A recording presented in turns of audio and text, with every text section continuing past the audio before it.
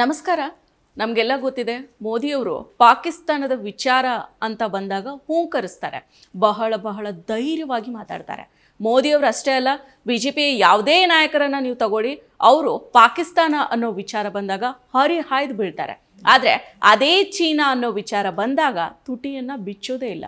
ಅದು ಕೂಡ ಯಾವ ಲೆವೆಲ್ಗೆ ಅಂದರೆ, ಚೀನಾ ನಮ್ಮ ನೆಲದೊಳಗೆ ನುಗ್ಗಿ ಹಳ್ಳಿಗಳನ್ನು ನಿರ್ಮಾಣ ಮಾಡಿದೆ, ನಮ್ಮ ನೆಲವನ್ನು ಆಕ್ರಮಿಸ್ಕೊಂಡಿದೆ ಅಂತ ಹೇಳಿದ್ರು. ಇದಕ್ಕೆ ಸಾಕ್ಷಿಯಾಗಿ ಸ್ಯಾಟಲೈಟ್ ಫೋಟೋಗಳು ಕೂಡ ಇದ್ರು.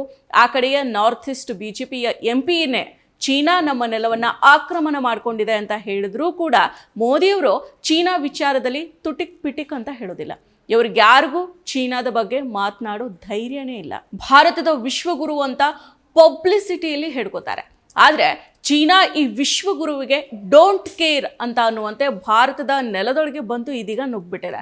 ಚೀನಾಗೆ ಈ ಧೈರ್ಯ ಹೇಗೆ ಬಂತು ಅನ್ನೋದ್ರ ಬಗ್ಗೆ ರಾಹುಲ್ ಗಾಂಧಿಯವರು ಎಡೆಯಾಗಿ ಬಿಚ್ಚಿಟ್ಟಿದ್ದಾರೆ. ಅಷ್ಟೇ ಅಲ್ಲ, ಅತ್ಯಂತ ಅದ್ಭುತವಾಗಿ ಈಗಿನ ಯುದ್ಧಗಳು ನಡೆಯೋದು ವಾರ್ ಪ್ಲೇನ್ಗಳ ಮಧ್ಯೆ ಅಲ್ಲ, ಟ್ಯಾಂಕರ್ಗಳ ಮೂಲಕ ಅಲ್ಲ, ಯುದ್ಧಗಳು ನಡೆಯೋದು ಇಂಡಸ್ಟ್ರಿಗಳ ಮೂಲಕ ಅನ್ನೋದನ್ನ ಬಿಚ್ಚಿಟ್ಟಿದ್ದಾರೆ. ರಾಹುಲ್ ಗಾಂಧಿ ಸಂಸತ್ನಲ್ಲಿ ಈ ವಿಚಾರದ ಬಗ್ಗೆ ಮಾಹಿತಿಯನ್ನ ಎಡೆಯಾಗಿ ಬಿಚ್ಚಿಟ್ಟಿದ್ದಾರೆ. ಅದರಲ್ಲಿ ಅತ್ಯಂತ ಸತ್ಯ ಕೂಡ ಇದೆ. ಚೀನಾ ಇಂಡಸ್ಟ್ರಿಯಲ್ಲಿ ಅಷ್ಟರ ಮಟ್ಟಿಗೆ ಮುಂದೆ ಇರೋದಕ್ಕೆ ಅಮೆರಿಕ ಕೂಡ ಚೀನಾವನ್ನ ಏನು ಮಾಡೋದಕ್ಕೆ ಆಗ್ತಾ ಇಲ್ಲ. ಇನ್ನು ಇಂಡಿಯಾ ಮಾತು ಬೇರೆನೇ ಬಿಡಿ, ಚೀನಾದ ಎದುರು ಹೋರಾಡಬೇಕಾದ ನಾವು ಚೀನಾದ ಚೈನೀಸ್ ಎಲೆಕ್ಟ್ರಿಕ್ ಮೋಟಾರ್ಸ್ ಮತ್ತು ಚೈನೀಸ್ ಬ್ಯಾಟ್ರಿಗಳು, ಚೈನೀಸ್ ಆಪ್ಟಿಕ್ಗಳನ್ನು ಬಳಸ್ತಾ ಇದ್ದೀವಿ. ಚೈನೀಸ್ ಮೋಟಾರ್ಗಳು, ಚೈನೀಸ್ ಆಪ್ಟಿಕ್ಗಳು, ಚೈನೀಸ್ ಬ್ಯಾಟ್ರಿಗಳನ್ನು ಖರೀದಿ ಮಾಡ್ತಾ ಇದ್ದೀವಿ.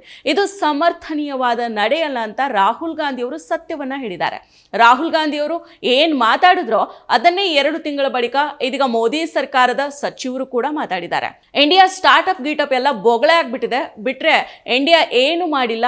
ಚೈನಾ ಎಲ್ಲೋ ಹೋಗ್ತಾ ಇದೆ, ಇಂಡಿಯಾ ಎಲ್ಲೂ ಕೂಡ ಹೋಗ್ತಾ ಇಲ್ಲ.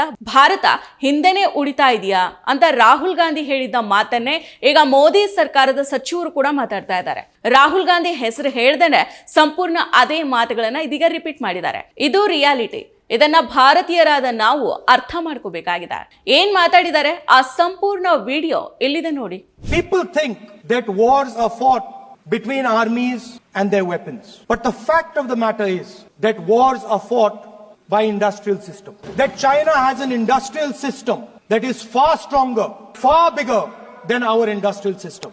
And that is why they have the guts to come inside this country. The reason China is sitting inside this country is because India is refusing to produce. And I am worried that India is going to give up this revolution to the Chinese once again.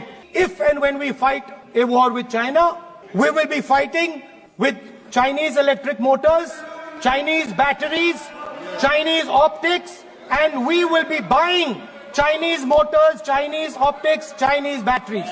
It is a non-sustainable proposition. That is why for our security, for the future of our children, for the future of our country, we have to build a production system, and we cannot allow this revolution to go by.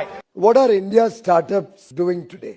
We are focused on food delivery apps, turning unemployed youth into cheap labor so the rich can get their meals without moving out of their house.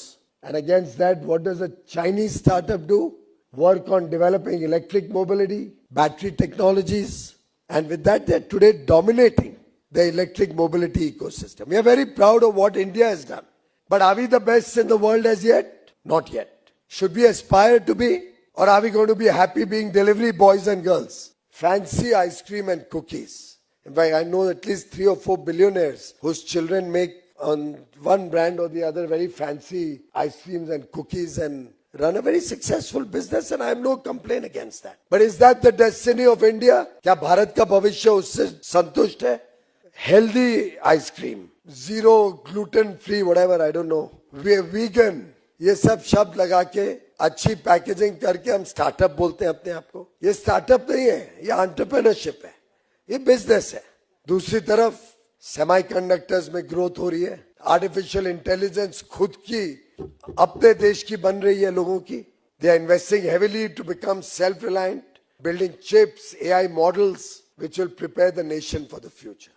Robotics, automation, machine learning, preparing themselves for 3D manufacturing. Next gen factories that are more efficient and that compete with the rest of the world.